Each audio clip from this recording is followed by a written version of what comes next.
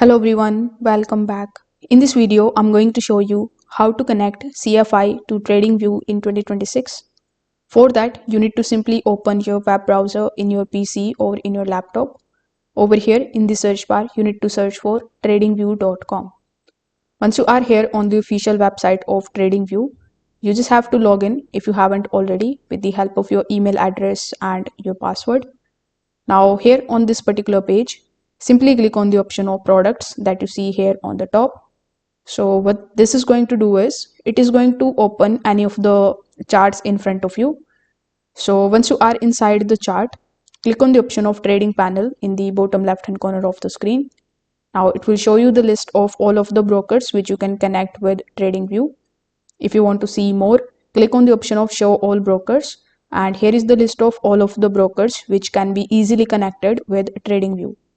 Now in this list you need to look for CFI, so you can either look for its icon here or you can directly use the search bar on the top right hand corner.